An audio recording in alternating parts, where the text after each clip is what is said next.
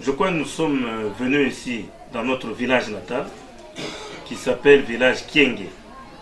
Le village Kienge se trouve dans la province du Haut-Katanga et se trouve dans le territoire de Kasenga, dans le groupement Mwemena, secteur de Kafira. Moi qui vous parle, je m'appelle Guilain Kienge Diash. Je suis le fils aîné du chef coutumier Kienge Kikoko, Kiapupwa Clément. C'est lui qui est en place ici depuis 32 ans. Il n'y a pas deux chefs coutumiers ici au village Kienge. Il peut y avoir des princes héritiers ou pas, mais tant qu'il est encore en vie, c'est lui le papa, c'est lui le chef.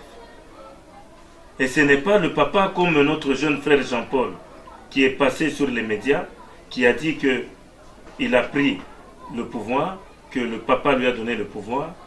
Vous venez de le constater, c'est faux. La notabilité est là, qui a constaté que nous n'avons qu'un seul chef. S'il a porté même des habits, tout le monde peut se les fabriquer. Les attributs du pouvoir sont là, portés par le chef qui est en place. Et donc, lui, ce qu'il a fabriqué là-bas, ce n'est pas reconnu ici.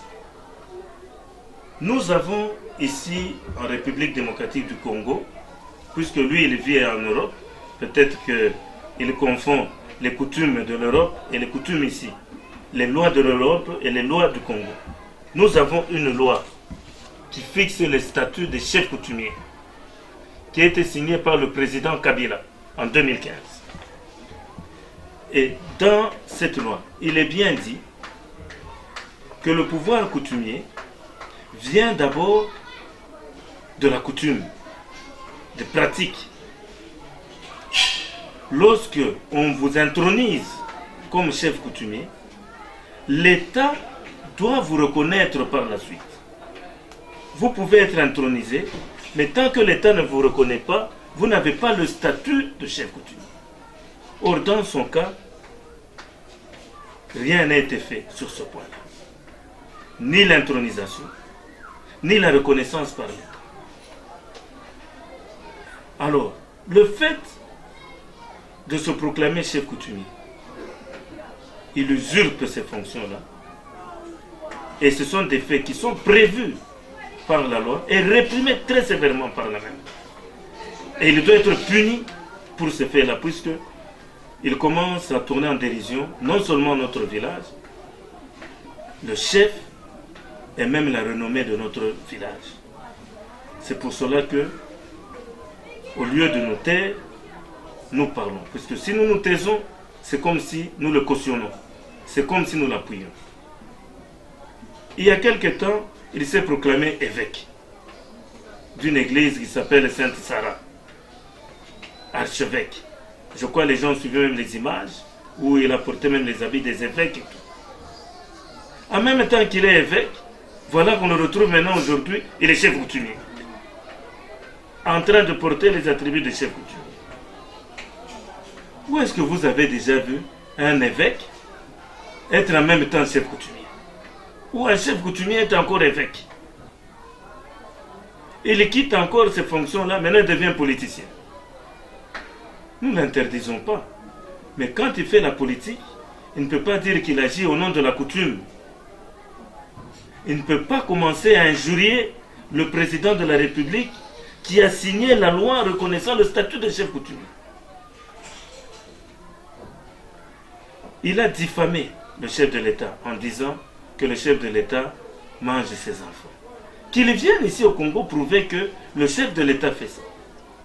Et vous savez, notre législation punit sévèrement aussi la diffamation.